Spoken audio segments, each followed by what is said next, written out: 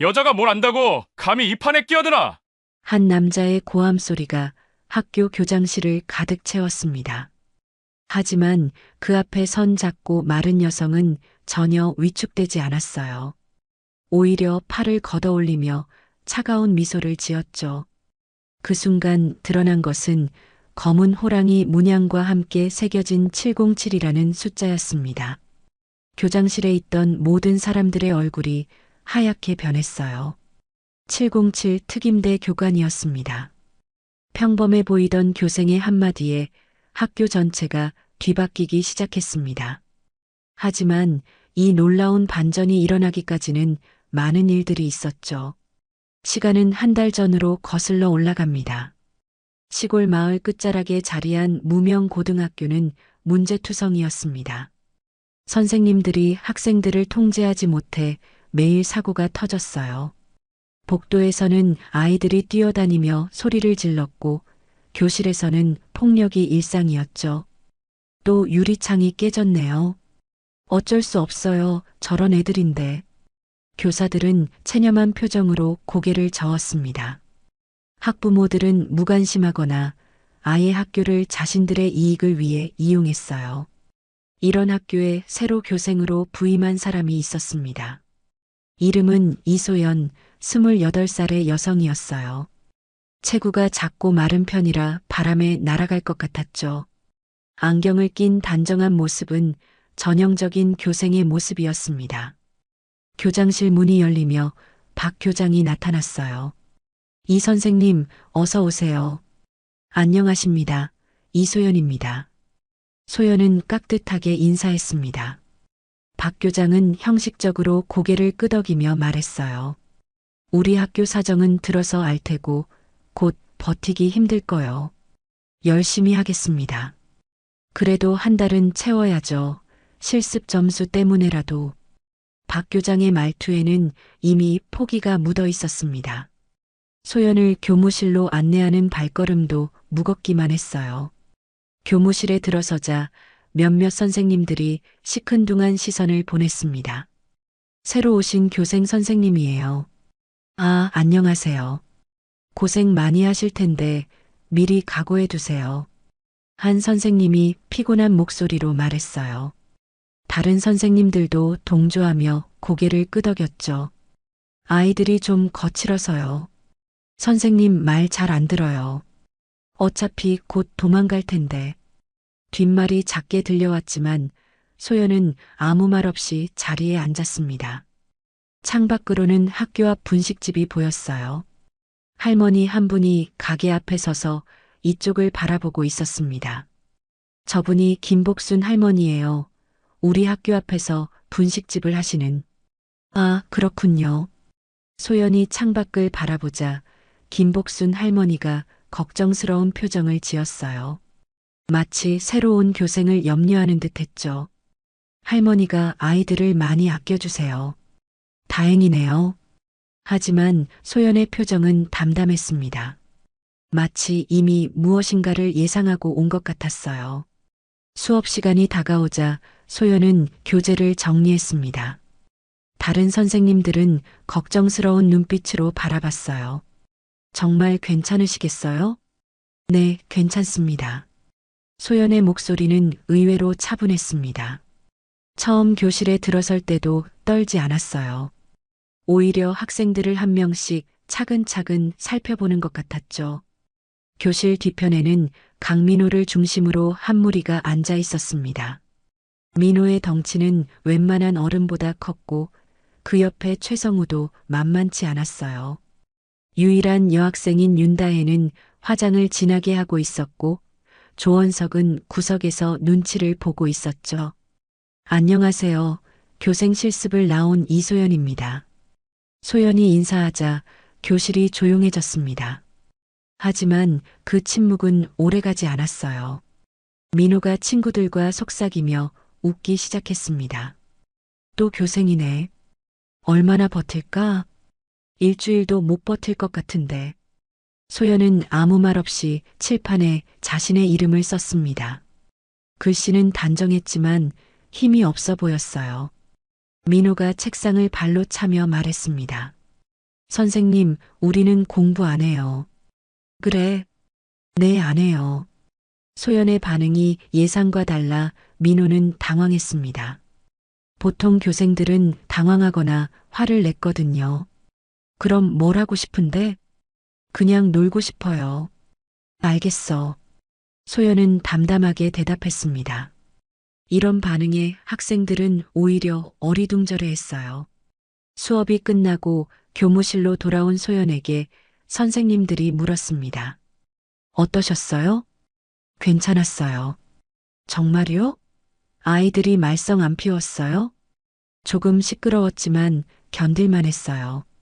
선생님들은 의외라는 표정을 지었습니다. 대부분의 교생들은 첫날부터 울상을 짓곤 했거든요. 하루가 지나고 소연은 학교 주변을 둘러보기 시작했습니다. 분식집 앞을 지날 때 김복순 할머니가 말을 걸었어요. 새로 오신 선생님이시죠? 네, 안녕하세요. 고생 많으실 텐데 화이팅 하세요. 고맙습니다. 할머니의 눈빛에는 진심 어린 걱정이 담겨 있었습니다. 마치 무엇인가를 알고 있는 것 같았어요. 애들이 겉으로는 거칠어 보여도 속은 착해요. 그럴 거라고 생각해요. 진짜 문제는 따로 있다고요. 할머니는 의미심장한 말을 남기고 가게 안으로 들어갔습니다. 소연은 할머니의 말을 곱씹으며 학교로 돌아갔어요. 교무실은 이미 한산했고 복도에서는 청소하는 소리만 들렸습니다. 둘째 날 아침 소연이 교실에 들어서자 아이들의 시선이 집중됐습니다. 어제와는 분위기가 달랐어요. 어제 별일 없었나 보네. 민호가 비아냥거리며 말했습니다. 왜? 보통 교생들은 첫날부터 도망가거든요. 그래, 난 괜찮은데. 소연의 담담한 반응에 민호는 짜증이 났습니다. 자신들을 무시하는 것 같았거든요. 선생님은 우리가 만만해 보여요? 만만하다는 게 뭔데? 우리를 얕보지 말라고요. 민호의 목소리가 높아졌습니다. 다른 아이들도 웅성거리기 시작했어요. 소연은 여전히 침착했습니다. 얕보지 않아. 다만 이해하려고 할 뿐이야. 이해? 뭘 이해한다는 거예요? 너희가 왜 이렇게 행동하는지.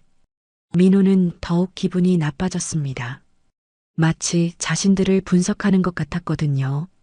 수업이 시작되자 민호 무리는 본격적으로 방해를 시작했습니다.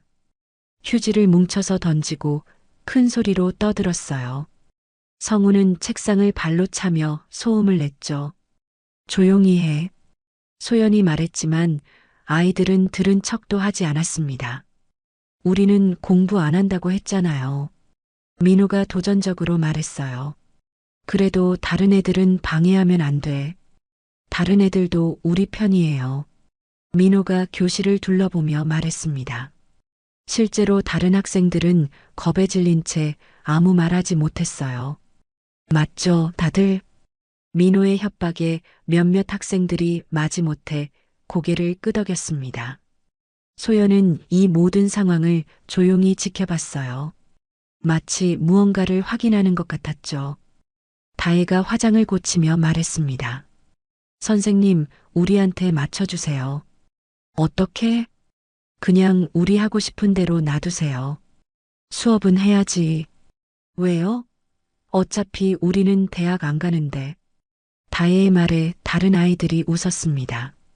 소연은 칠판에 영어 문장을 써가며 말했어요. 그래도 배울 건 배워야지. 배워서 뭐해요? 원석이 작은 목소리로 물었습니다. 필요할 때가 올 거야. 언제요? 지금 당장은 아니더라도. 아이들은 소연의 대답이 시시하다는 듯 고개를 저었습니다. 민호가 일어나서 큰 소리로 말했어요. 선생님, 우리는 교생 따위 안 인정해요. 교실이 순식간에 조용해졌습니다. 다른 학생들은 숨을 죽이며 상황을 지켜봤어요. 교생이라고 얕보지 마. 민호가 소연에게 다가가며 말했습니다. 키 차이 때문에 소연을 내려다봐야 했어요. 소연은 민호를 올려다보며 말했습니다. 얕보지 않아. 그럼 뭔데요? 그냥 선생님이야.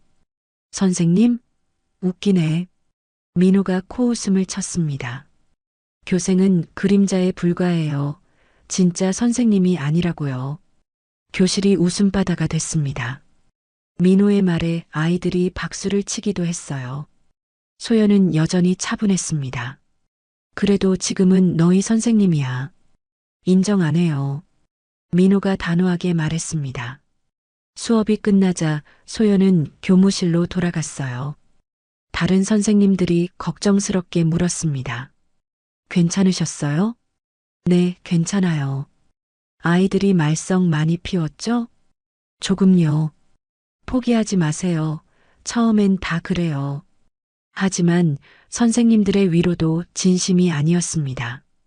속으로는 어차피 곧 포기할 텐데라고 생각하고 있었거든요. 점심시간 소연은 혼자 도시락을 먹었습니다. 다른 선생님들은 자신들끼리 어울렸어요. 저 교생 언제까지 버틸까? 일주일도 힘들 것 같은데. 애들이 만만치 않거든. 소근거리는 소리가 들렸지만 소연은 신경 쓰지 않았습니다. 오후 수업 시간도 마찬가지였어요. 아이들은 더욱 심하게 소란을 피웠습니다. 성우가 책을 바닥에 던지며 말했어요. 이 수업 재미없어요. 그럼 뭐가 재미있는데? 소연이 물었습니다. 게임이요, 유튜브요. 그것도 좋지. 그럼 수업 말고 그거 해도 돼요? 안 돼. 왜요? 여기는 학교니까. 성우는 짜증이 나서 책상을 발로 찼습니다. 민호가 나서서 말했어요. 선생님, 우리 말을 안 들을 거예요? 들을만 하면 들어. 그럼 수업 그만해요. 그건 안 돼. 왜 안 돼요? 내일이니까. 민호는 화가 났습니다. 이 교생이 자신들을 우습게 본다고 생각했거든요. 하교 시간 아이들이 하나둘 나가자 교실이 조용해졌습니다. 소연은 혼자 남아서 칠판을 지웠어요. 그때 원석이 교실 문 앞에서 망설이고 있었습니다. 뭐 할 말 있어? 소연이 물었습니다. 아니요. 원석은 고개를 저으며 급히 사라졌어요. 소연은 원석의 뒷모습을 바라보며 작게 한숨을 쉬었습니다. 사흘째 교실 분위기는 더욱 험악해졌습니다. 아이들이 소연을 완전히 우습게 보기 시작했어요. 오늘은 뭐 하실 건가요? 민호가 비아냥거리며 물었습니다. 영어 수업. 영어요? 우리 영어 못해요. 천천히 배우면 돼. 배우기 싫은데요? 민호의 말에 다른 아이들도 동조했습니다. 소연은 칠판에 영어 단어를 쓰기 시작했어요. 그러자 다혜가 큰 소리로 말했습니다. 선생님, 우리 무시하지 마세요. 무시하지 않아. 그럼 우리 말 좀 들어봐요. 무슨 말? 우리는 공부 안 한다니까요. 다혜의 목소리가 날카로워졌습니다. 소연이 분필을 집으려고 팔을 걷었습니다. 순간 교실이 조용해졌어요. 소연의 팔뚝에 무언가 새겨져 있었거든요. 검은 호랑이 문양과 함께 707이라는 숫자가 선명했습니다. 아이들의 눈이 커졌어요. 저건 문신이 아니라 다른 무엇인가 같았거든요. 민호가 입을 벌린 채 물었습니다. 저게 뭐예요? 소연은 아무 대답하지 않고 수업을 계속했어요. 오늘은 인사말을 배워볼까? 하지만 아이들의 시선은 소연의 팔에 고정돼 있었습니다. 성우가 작은 목소리로 속삭였어요. 저거 진짜야? 문신 아니야? 아니야, 문신 같지 않아. 아이들 사이에서 수군거림이 일어났습니다. 민호는 억지로 웃으며 말했어요. 선생님, 팔에 뭐가 있는데요? 수업에 집중해. 소연의 목소리는 여전히 차분했습니다. 아니에요, 궁금한데요. 민호가 계속 물었지만 소연은 대답하지 않았어요. 수업이 진행될수록 아이들은 더욱 궁금해했습니다. 707이라는 숫자가 무엇인지, 호랑이 문양은 또 무엇인지, 다혜가 참지 못하고 물었어요. 선생님, 솔직히 말해봐요. 뭘? 그거 진짜 뭐예요? 소연은 여전히 대답하지 않았습니다. 대신 칠판에 새로운 단어를 써내려갔어요. 하지만 아이들의 집중력은 완전히 딴 곳에 가 있었습니다. 원석이 작게 중얼거렸어요. 707이면 혹시 그 말을 들은 성우가 눈을 크게 뜨며 물었습니다. 뭐야, 뭔데? 아니야, 그냥. 원석은 고개를 저었지만 얼굴이 창백해졌어요. 민호는 여전히 허세를 부렸습니다. 뭐가 대수야, 문신 하나 가지고. 하지만 목소리에 확신이 없었어요. 수업이 끝나고 아이들이 복도에 나가서 웅성거렸습니다. 진짜 이상해, 저 선생님. 707이 뭔지 아는 사람 있어? 모르겠어. 처음 봐. 그때 원석이 조용히 말했어요. 707 특임대. 뭐라고? 707 특임대. 군대에서 제일 무서운 부대야. 아이들의 얼굴이 굳었습니다. 설마 그거야? 아니겠지. 선생님이? 근데 문양이 똑같던데. 민호가 화를 내며 말했어요. 헛소리 하지 마. 그런 게 어떻게 교생으로 와? 하지만 민호의 목소리에도 동요가 섞여 있었습니다. 교무실에서 소연은 다른 선생님들과 대화하고 있었어요. 아이들이 좀 얌전했다던데요? 그런가요? 평소보다 조용했다고 하더라고요. 소연은 별다른 대답을 하지 않았습니다. 뭔가 특별한 일이 있었나요? 특별한 건 없었어요. 하지만 선생님들은 이상하다는 표정을 지었어요. 민호 무리가 조용할 리 없었거든요. 점심시간 소연은 분식집에 들렀습니다. 김복순 할머니가 반갑게 맞았어요. 어서 와요. 뭐 드실래요? 라면 하나 주세요. 네, 잠시만요. 할머니가 라면을 끓이는 동안 말했어요. 애들이 선생님 얘기를 하더라고요. 무슨 얘기요? 궁금해하던데요. 선생님에 대해서. 소연은 묵묵히 라면을 먹었습니다. 선생님, 혹시 특별한 일 하셨어요? 할머니의 질문에 소연이 고개를 들었어요. 왜 그러세요? 그냥 평범한 교생 같지 않아서요. 할머니의 눈빛이 예리했습니다.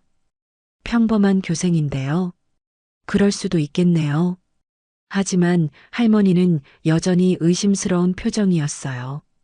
오후 수업 시간 아이들의 태도가 확연히 달라졌습니다. 예전만큼 함부로 굴지 못했어요. 민호는 여전히 반항적이었지만 예전만큼 자신 있어 보이지 않았습니다. 선생님은 진짜 교생이에요? 민호가 조심스럽게 물었어요. 교생이야. 그럼 저거는 뭐예요? 민호가 소연의 팔을 가리켰습니다. 개인적인 거야. 소연의 대답은 여전히 간단했습니다. 하지만 아이들은 더 이상 함부로 굴지 못했어요. 무언가 위험한 느낌이 들었거든요. 성우가 작은 목소리로 말했어요. 선생님, 우리 무서워하지 마세요. 무서워하지 않아. 정말요? 정말이야. 하지만 성우는 여전히 불안해했습니다. 수업이 끝나고 소연이 교실을 나서자 아이들은 다시 웅성거렸어요. 진짜 707 맞을까? 모르겠어. 확실하지 않잖아. 근데 분위기가 다른데. 민호는 짜증이 났습니다. 뭐가 다르다는 거야. 그냥 교생이잖아. 하지만 민호도 속으로는 확신이 서지 않았어요. 그날 밤 원석은 인터넷으로 707 특임대에 대해 검색해 봤습니다. 검색 결과를 보고 얼굴이 하얗게 됐어요. 이게 맞다면 원석은 내일 학교에 가기가 두려워졌습니다. 며칠이 지나자 소연은 학교의 진짜 문제를 파악하기 시작했습니다. 아이들의 일탈 뒤에 숨겨진 어른들의 추악한 모습을 보게 됐어요. 교무실에서 선생님들이 한숨을 쉬며 이야기했습니다. 또 학부모가 전화했어요. 무슨 일로요? 민호가 숙제를 안 해간다고. 왜 관리를 안 하냐고. 민호 어머니요? 아니요, 아버지요. 강철수 씨. 그 이름을 들은 선생님들의 표정이 어두워졌어요. 또 시작이네요. 어쩔 수 없죠. 지역 유지인데. 소연은 조용히 듣고 있었습니다. 강철수 씨가 누구예요? 소연이 물었습니다. 민호 아버지요. 여기서 사업 많이 하는 분이에요. 그런데 왜 선생님들이 힘들어 하시는 거죠? 선생님들이 서로 눈치를 보더니 말했어요. 좀 까다로우세요. 어떻게요? 교육 방침에 자꾸 간섭하려고 해요. 소연은 더 자세히 물어봤지만 선생님들은 말을 흐렸습니다. 점심시간에 우연히 들은 대화로 더 많은 사실을 알게 됐어요. 다의 어머니도 또 와서 뭐라 했대. 윤미정 씨요? 뭐라고요? 다혜가 화장품 몰수당했다고, 왜 아이 개성을 억압하냐고. 학부모 회장이 그런 말을 해요? 그뿐만 아니라 선생님들 평가도 자기가 한다고. 소연의 표정이 굳었습니다. 이런 식으로는 제대로 된 교육이 불가능했어요. 오후에 교장실에서 소란이 일어났습니다. 강철수가 찾아온 것이었어요. 애가 학교에서 맞았다는데 어떻게 된 거요? 강철수의 목소리가 복도까지 들렸습니다. 죄송합니다. 자세한 사정을 알아보겠습니다. 박 교장의 목소리는 떨리고 있었어요. 알아보긴 뭘 알아봐요. 당장 해결해요. 네. 최선을 다하겠습니다. 소연이 교장실 앞을 지나가자 강철수가 나왔습니다. 당신이 새로 온 교생이요? 네, 그렇습니다. 내 아들 민호 잘 봐주세요. 강철수의 말투에는 명령의 뉘앙스가 있었어요. 최선을 다하겠습니다. 그래야 해요. 내가 이 지역에서 어떤 사람인지 알죠? 소연은 대답하지 않았습니다. 이 학교 운영비도 내가 상당 부분 대고 있어요. 강철수가 자랑스럽게 말했어요. 그래서 선생님들도 내 말을 잘 들어야 하고. 소연의 눈빛이 차갑게 변했습니다. 교육은 돈으로 하는 게 아닙니다. 뭐라고요? 강철수가 놀란 표정을 지었어요. 아이들 교육 말이에요. 교생 주제에 무슨 소리야? 강철수의 목소리가 높아졌습니다. 사실을 말한 거예요. 소연은 전혀 위축되지 않았어요. 참 어이없네. 강철수는 코웃음을 치며 가버렸습니다. 그 모습을 본 박 교장이 걱정스럽게 말했어요. 이 선생님, 강철수 씨한테 함부로 말하면 안 돼요. 왜요? 이 지역에서 힘 있는 분이거든요. 그래서 아이들 교육을 포기해야 하나요? 박 교장은 대답하지 못했습니다. 다음 날 윤미정이 학교에 찾아왔어요. 학부모 회장답게 당당한 모습이었죠. 다혜가 선생님들한테 스트레스 받는다는데요. 윤미정이 교무실에서 큰 소리로 말했어요. 어떤 스트레스요? 공부를 강요한다고요. 학교에서 공부하는 건 당연한 거 아닌가요? 한 선생님이 조심스럽게 말했어요. 우리 다혜는 예술가 기질이 있다고요. 그래서요? 예술가는 자유로워야 해요. 윤미정의 말에 선생님들은 할 말이 없었어요. 그리고 새로 온 교생은 뭐 하는 거예요? 윤미정이 소연을 보며 말했어요. 교육을 하고 있습니다. 소연이 차분하게 대답했어요. 교육? 우리 다혜가 재미없다고 하던데요. 재미보다는 학습이 중요하지 않나요? 학습? 그게 뭐가 중요해요? 윤미정이 비웃으며 말했어요. 아이들의 미래를 위해서요. 미래는 우리가 알아서 해요. 윤미정의 목소리가 날카로워졌어요. 부모가 다 해줄 수는 없지 않나요? 소연의 말에 윤미정이 화를 냈어요. 교생 주제에 감히 나한테 훈계해? 훈계가 아니라 의견을 말한 거예요. 의견? 웃기네. 윤미정은 다른 선생님들을 보며 말했어요. 이런 교생은 당장 내보내세요. 선생님들은 난감한 표정을 지었어요. 그날 오후 소연은 학교 주변을 돌아다니며 더 많은 사실을 알게 됐습니다. 분식집에서 김복순 할머니가 조용히 말했어요. 선생님 조심하세요. 뭐요? 이 동네 어른들 말이에요. 왜요? 아이들보다 더 무서워요. 할머니의 말에는 진심이 담겨 있었어요. 아이들은 순수한데 어른들이 망쳐놓았어요. 어떻게요? 돈으로, 권력으로. 할머니가 한숨을 쉬며 말했어요. 강철수는 건축 허가 때문에 시청과 연결돼 있고, 그래요? 윤미정은 학부모 회장이라면서 선생님들을 마음대로 해요. 소연은 할머니의 말을 귀에 깊게 들었어요. 교장 선생님은 어때요? 착한 분인데 너무 약해요. 약하다뇨? 학부모들 눈치만 봐요. 할머니의 설명을 듣고 소연은 상황을 파악했습니다. 문제의 뿌리는 학생들이 아니라 어른들에게 있었어요. 그날 밤 소연은 한참을 생각했습니다. 단순한 교생 실습으로는 이 문제를 해결할 수 없었어요. 하지만 포기할 수도 없었습니다. 아이들이 잘못된 어른들 때문에 망가지는 걸 볼 수는 없었거든요. 결정적인 사건은 예고 없이 찾아왔습니다. 민호 무리가 수업 중에 크게 싸우면서 교실이 아수라장이 됐어요. 야, 너 뭐라고 했어? 민호가 성우에게 소리쳤습니다. 아무것도 안 했는데? 거짓말하지 마. 두 사람이 몸싸움을 벌이기 시작했어요.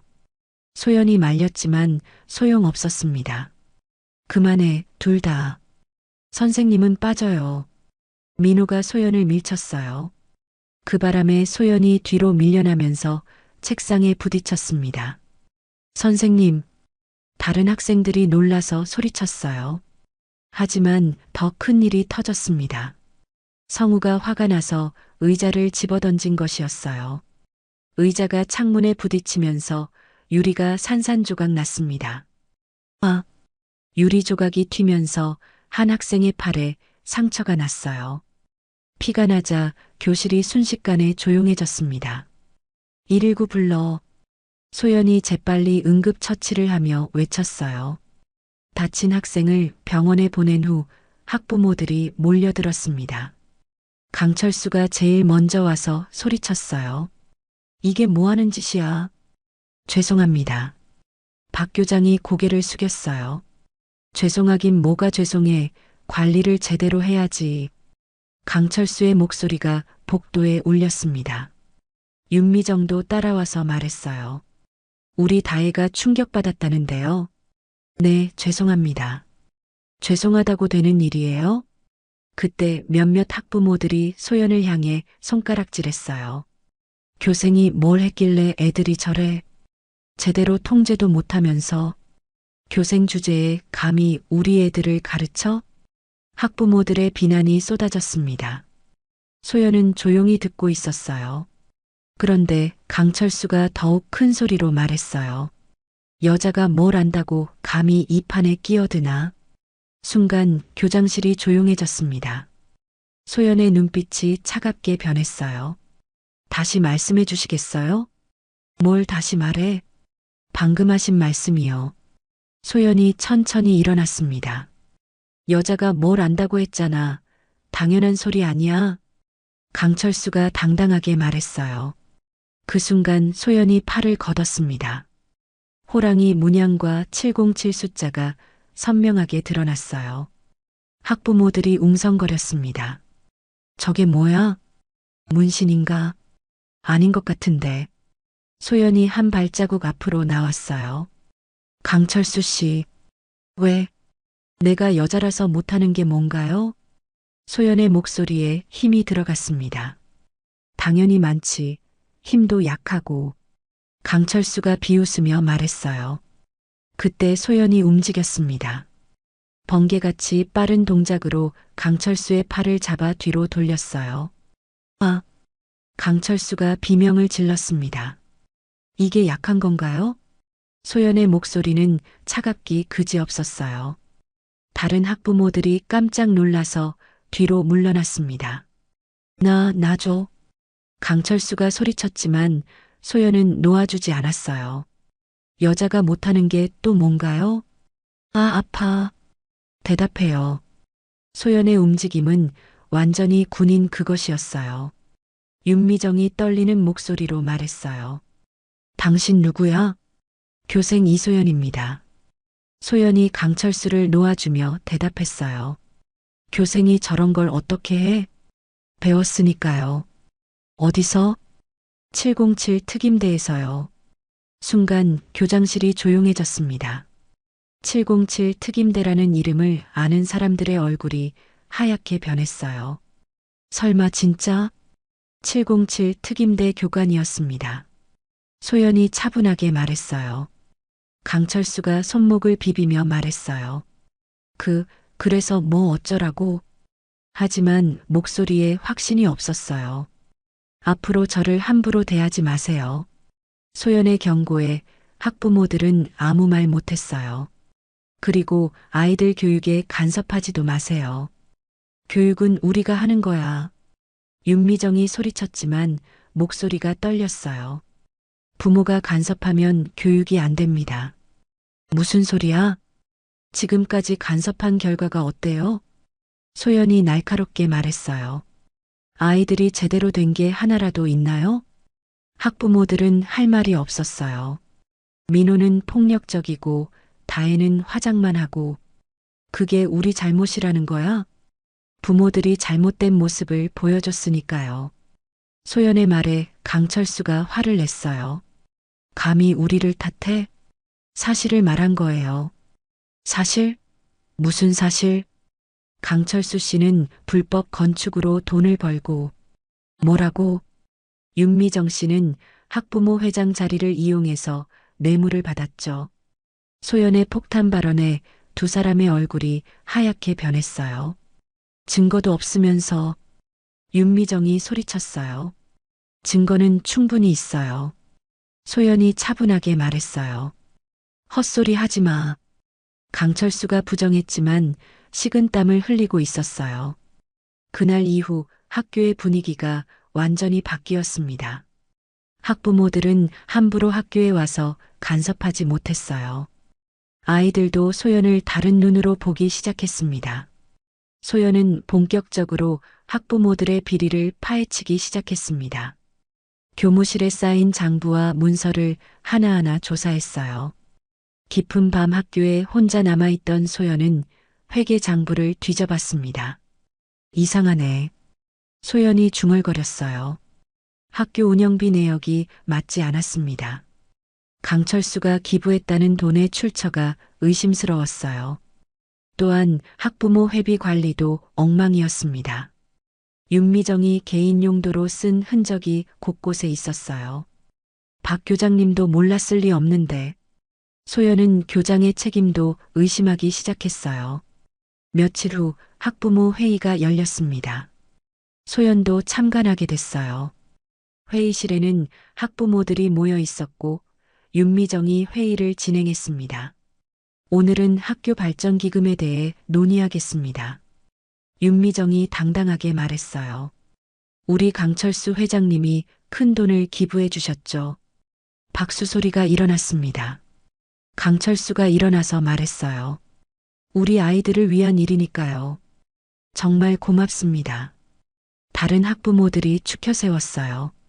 그때 소연이 일어났습니다. 질문이 있습니다. 뭐가 궁금하신데요? 윤미정이 인상을 찌푸렸어요. 기부금 출처를 확인할 수 있나요? 출처요? 왜 그런 걸 묻죠? 투명성을 위해서요. 소연의 말에 회의실이 조용해졌어요. 강철수가 화를 내며 말했어요. 내 돈에 무슨 문제 있어? 문제 없다면 출처를 밝히셔도 되잖아요. 밝힐 이유가 없어.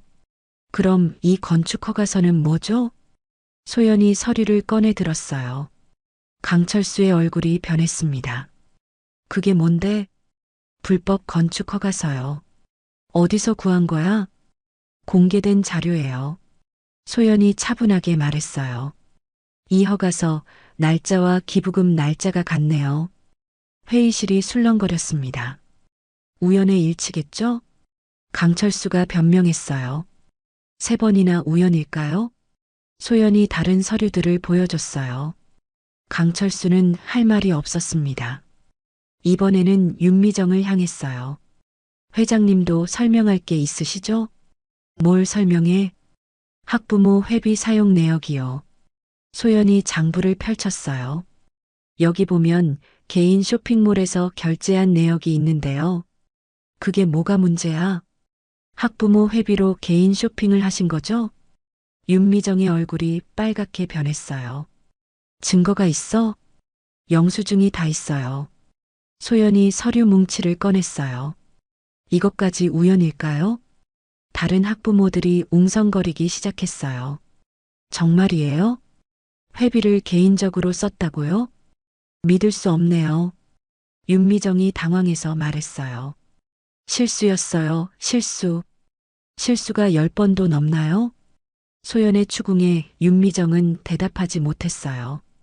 그때 박 교장이 나섰습니다. 이 선생님 그만하세요. 왜 그만해야 하죠? 학부모님들께 신뢰가 되잖아요.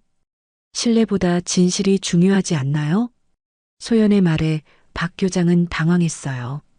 교장 선생님도 아셨죠? 뭐요? 이 모든 비리를 말이에요. 박 교장의 얼굴이 하얗게 변했어요. 그런 건 아니에요. 그럼 회계 담당자가 왜 자꾸 바뀌나요? 그건 박 교장은 대답하지 못했어요. 강철수가 참지 못하고 소리쳤어요. 여자가 뭘 안다고 감히 이 판에 끼어드나? 또다시 그 말이 나왔습니다. 이번에는 다른 학부모들도 깜짝 놀랐어요. 강철수 씨, 그런 말 하면 안 되죠. 요즘 세상에 그게 무슨 말이에요. 하지만 강철수는 화가 머리끝까지 올라 있었어요. 여자 주제에 남자들 일에 간섭하지 마. 남자들 일이요? 소연이 차갑게 웃었어요. 비리가 남자들 일인가요? 뭐라고? 횡령이 남자들 전유물인가요? 소연의 말에 강철수는 할 말이 없었어요. 여자라서 못하는 게 뭔지 아직도 모르시겠어요? 소연이 일어서며 말했어요. 진실을 밝히는 것도 남자만 할 수 있나요? 회의실의 학부모들이 모두 소연을 바라봤습니다. 아니면 정의를 실현하는 것도요? 강철수와 윤미정은 더 이상 반박하지 못했어요. 그날 회의는 파행으로 끝났습니다. 하지만 진실은 모든 학부모들에게 알려졌어요. 소연은 수집한 모든 증거를 정리해서 교육청과 경찰에 제출했습니다. 동시에 학생들에게는 새로운 교육을 시작했어요. 오늘부터 특별 수업을 하겠어. 소연이 교실에서 말했어요. 무슨 수업이요? 민호가 물었어요. 예전과 달리 반항적이지 않았습니다. 책임과 질서에 대해 배울 거야. 어떻게요? 함께하는 활동으로. 소연이 설명했어요. 군대식으로 할 건가요? 성우가 걱정스럽게 물었어요. 비슷하지만 다를 거야. 소연은 아이들을 운동장으로 데리고 나갔습니다. 둘씩 짝을 지어봐. 아이들이 짝을 지었어요. 민호와 성우, 다혜와 원석이 한 팀이 됐습니다. 이제 서로 도우면서 과제를 해결해야 해. 무슨 과제요? 밧줄로 장애물을 넘는 거야. 소연이 운동장에 설치된 장비를 가리켰어요. 혼자서는 넘을 수 없어. 반드시 협력해야 해. 아이들이 신기해하며 바라봤어요. 시작해. 처음에는 서툴렀습니다. 민호와 성우는 서로 탓하며 싸웠어요. 야, 넌 왜 그렇게 해? 내가 뭘 잘못했는데? 하지만 과제를 완료하려면 협력할 수밖에 없었어요. 성우야, 내가 먼저 올라갈 테니까 밧줄 잡아줘. 알겠어. 조금씩 협력하기 시작했습니다. 다혜와 원석도 마찬가지였어요. 원석아, 무서워하지 마.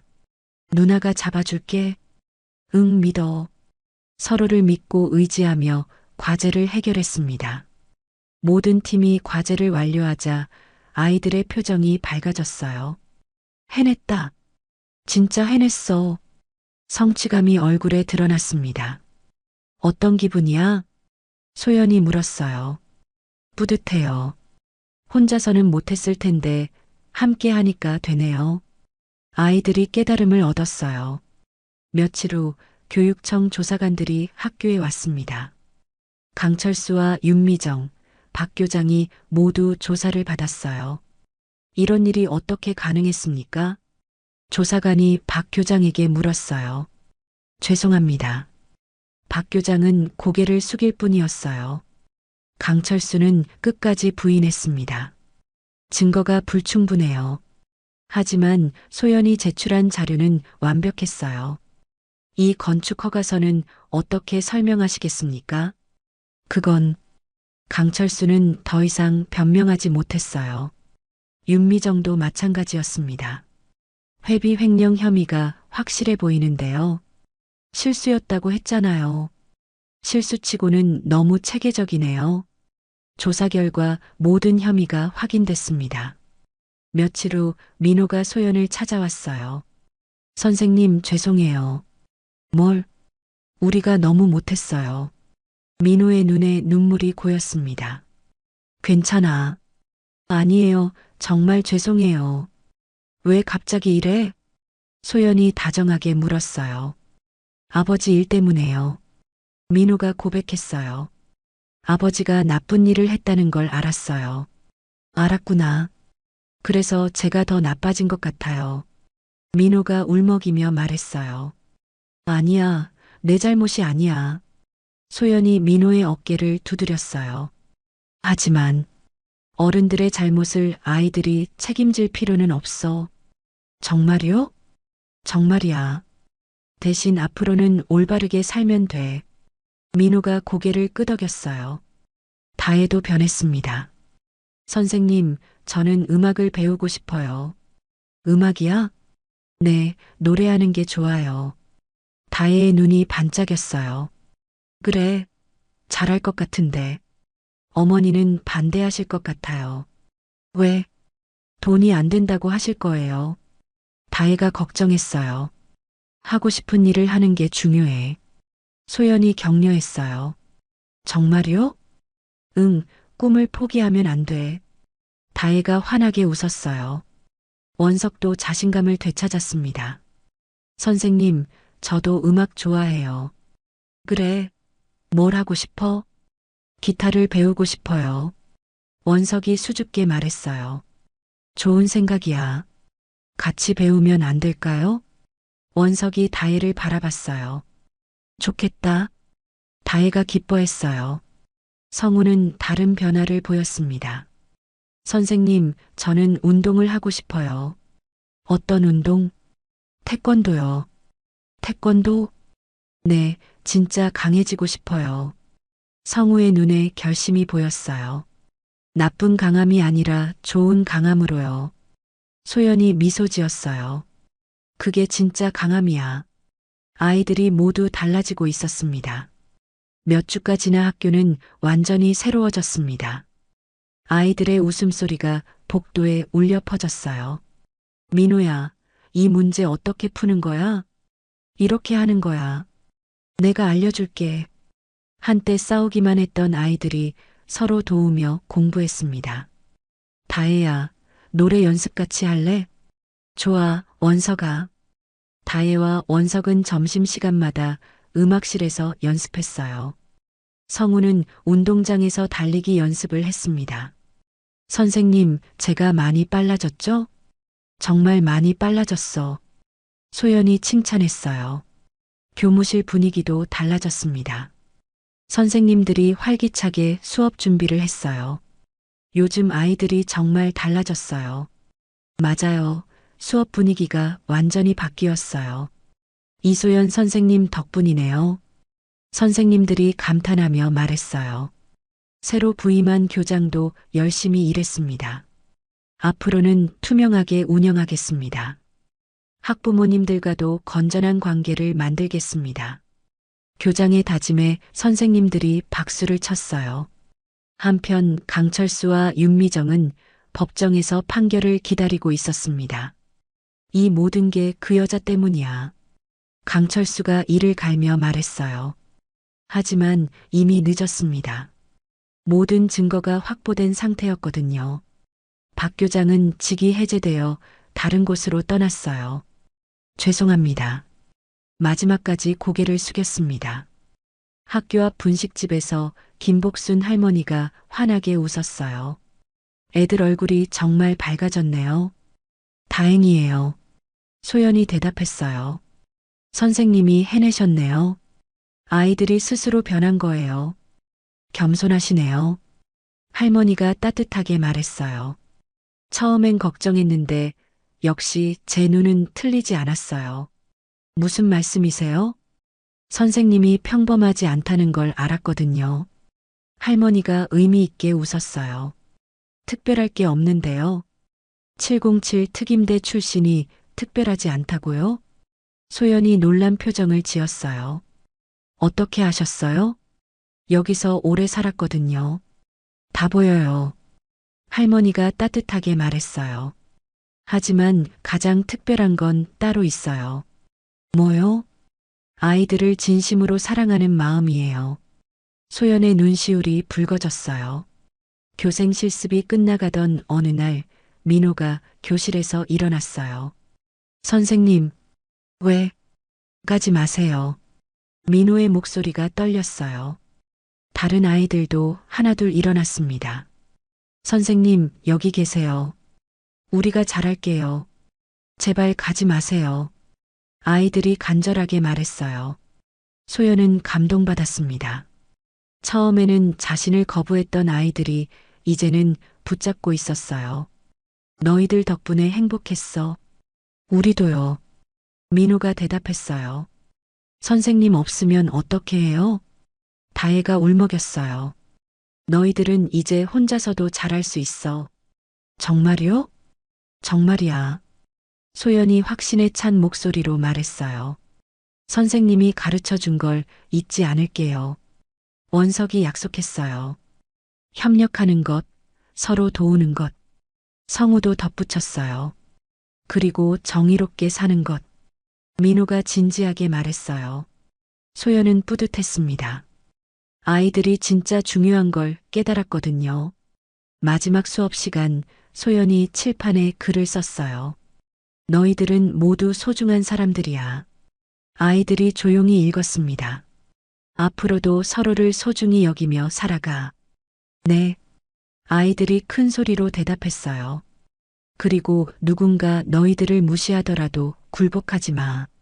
소연의 말에 아이들이 고개를 끄덕였어요. 여자든 남자든 나이가 많든 적든 상관없어. 네. 정의로우면 이길 수 있어. 소연의 마지막 말에 박수가 터져 나왔습니다. 하교 시간 아이들이 교실을 나서며 인사했어요. 선생님 고마웠어요. 우리 절대 잊지 않을게요. 건강하세요. 한 명씩 인사하며 나갔습니다. 마지막에 민호가 남았어요. 선생님, 응? 처음에 선생님한테 못되게 굴어서 죄송해요. 괜찮아. 아니에요. 정말 죄송해요.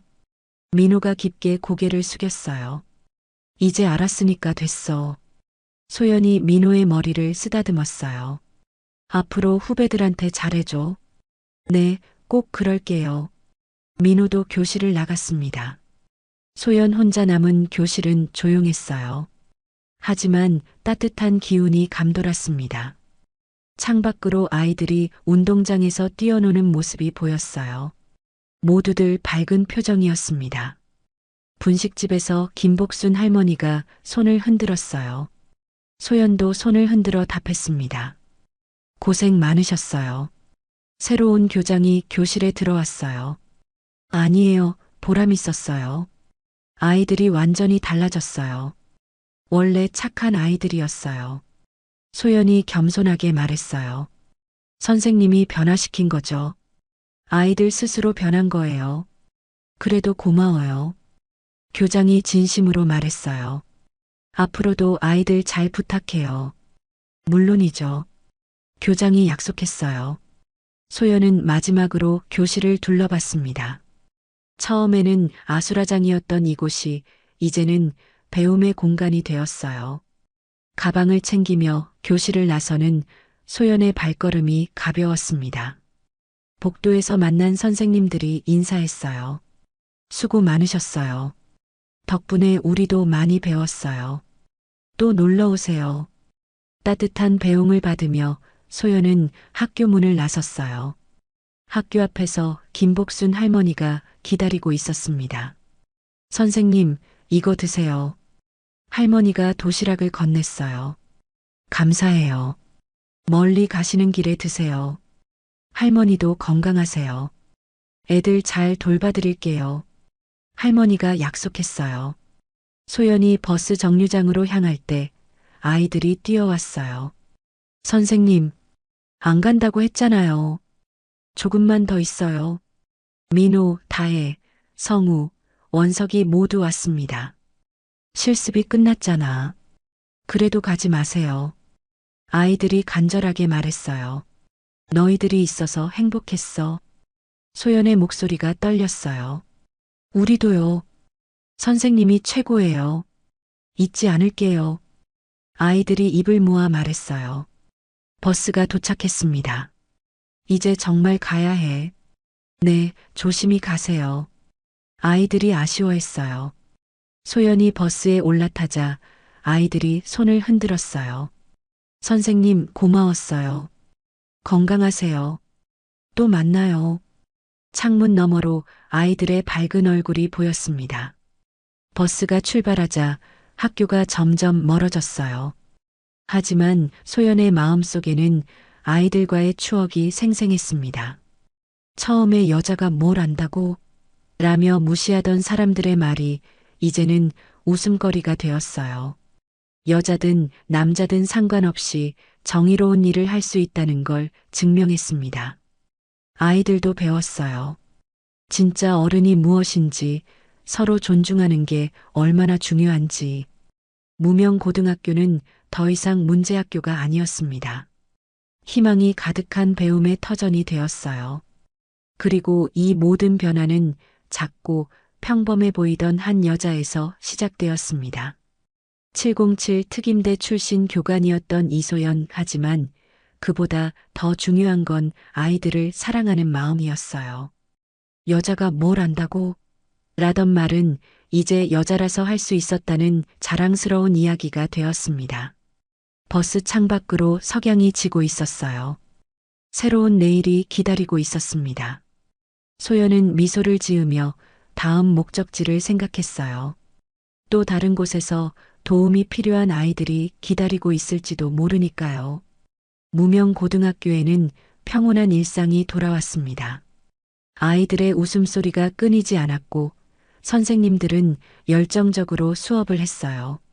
김복순 할머니는 분식집에서 아이들을 지켜보며 흐뭇해했습니다. 우리 애들이 이렇게 착했구나. 모든 것이 제자리를 찾았습니다. 이소연이 남긴 가장 큰 교훈은 단순했어요. 성별이나 나이, 지위가 중요한 게 아니라 정의로운 마음이 중요하다는 것. 그리고 아이들은 어른들의 거울이라는 것.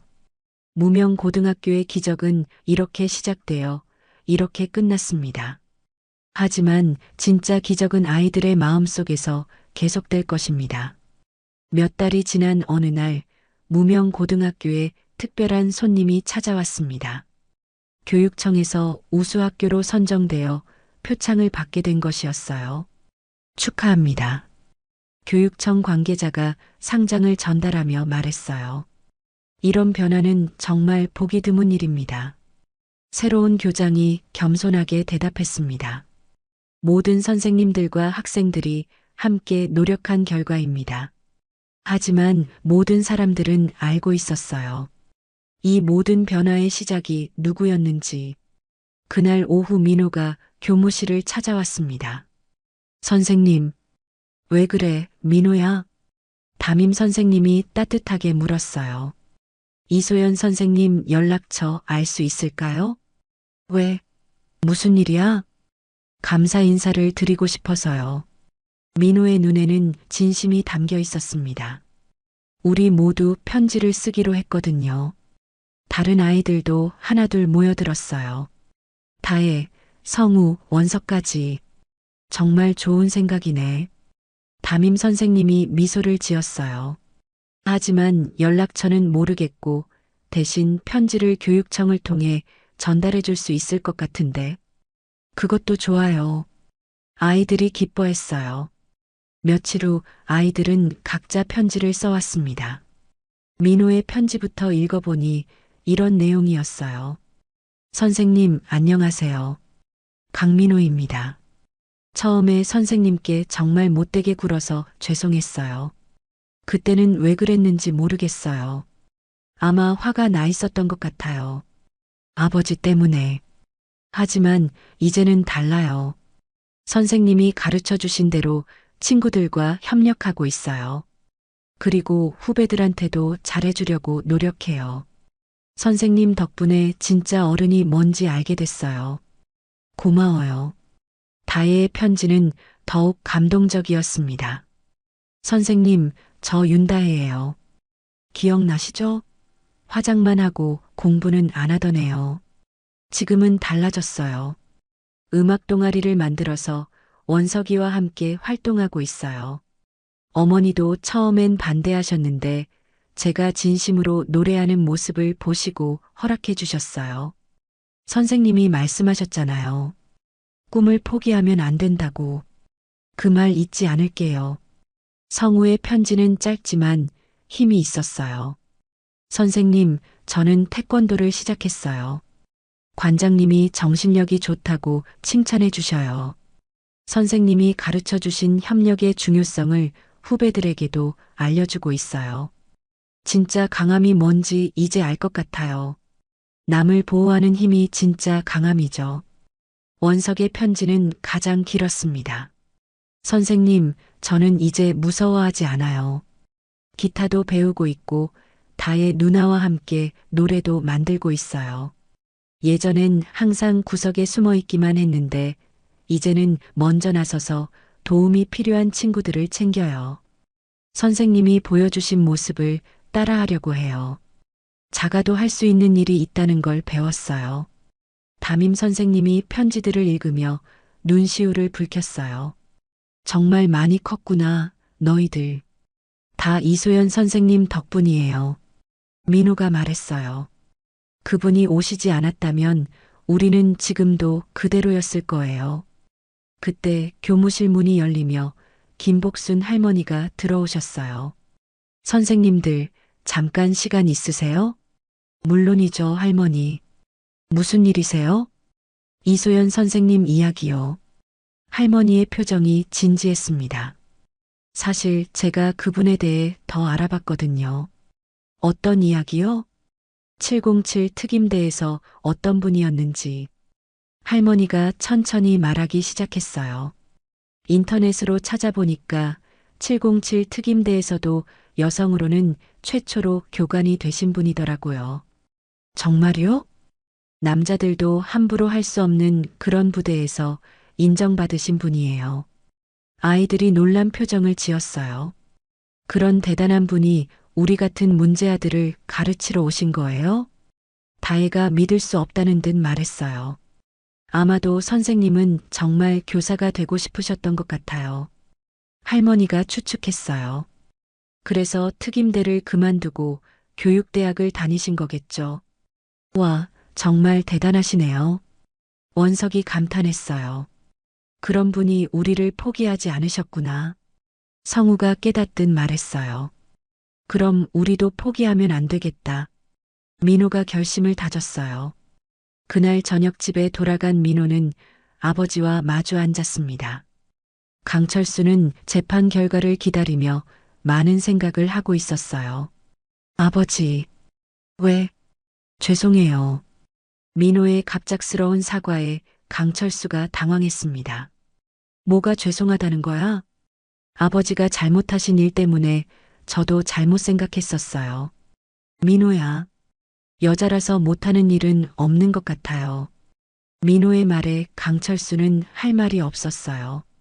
이소연 선생님을 보면 알 수 있어요. 그 선생님이 그렇게 대단했나? 네, 정말 대단하세요.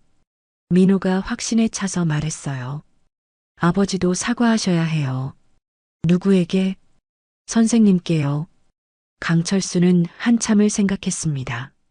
한편 윤미정의 집에서도 비슷한 대화가 벌어지고 있었어요. 엄마, 저 음악하고 싶어요.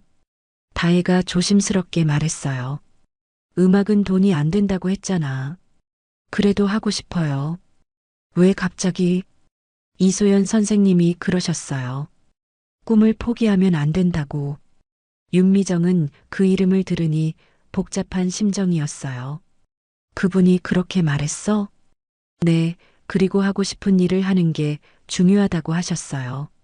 다혜의 눈이 반짝였어요. 저도 그분처럼 당당한 사람이 되고 싶어요. 윤미정은 깊은 한숨을 쉬었습니다. 알겠어. 한번 해보자. 정말요? 대신 최선을 다해야 해. 네. 다혜가 기뻐 뛰었어요. 며칠 후 학교에 놀라운 소식이 들려왔습니다. 이소연 선생님이 교사 임용고시에 합격하셨대요. 정말요? 네, 그리고 우리 지역 중학교에 발령받으셨다고 해요. 아이들이 환호성을 질렀어요. 그럼 다시 뵐 수 있는 거네요. 너무 좋다. 빨리 가서 인사드려야겠어요. 하지만 담임 선생님이 말렸어요. 아직 업무가 바쁘실 테니 조금 기다려보자. 네, 알겠어요. 아이들은 아쉬워했지만 기다리기로 했어요. 그 대신 학교 전체가 힘을 모아 축하 현수막을 만들었습니다. 이소연 선생님, 임용고시 합격을 축하합니다. 무명고등학교 전 교직원 및 학생 일동. 현수막을 보며 새 교장이 말했어요. 정말 고마운 분이에요.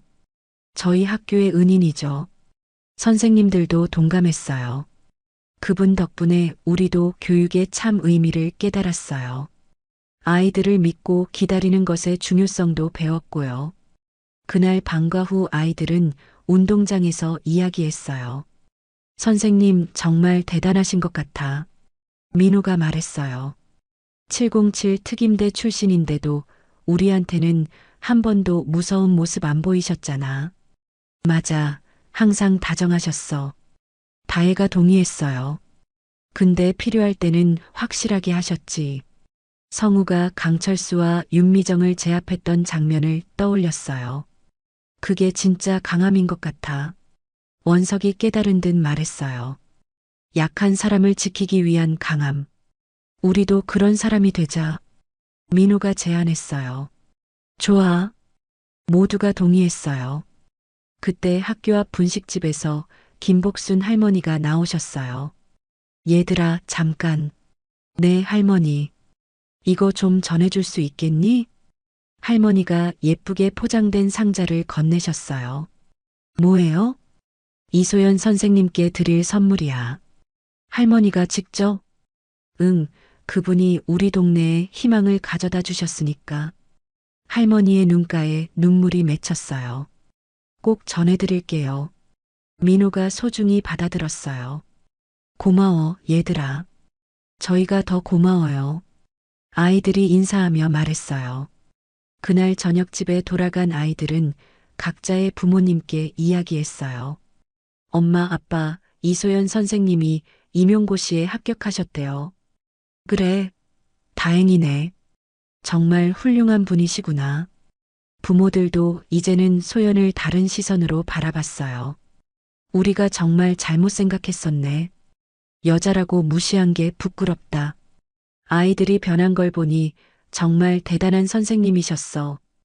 강철수도 윤미정도 이제는 인정할 수밖에 없었어요. 무명고등학교의 기적은 계속되고 있었습니다. 그리고 그 기적의 중심에는 여자가 뭘 안다고? 라는 편견을 깨뜨린 한 사람의 용기와 사랑이 있었어요. 이소연이 뿌린 씨앗은 아이들의 마음에서 싹을 틔우고 있었습니다.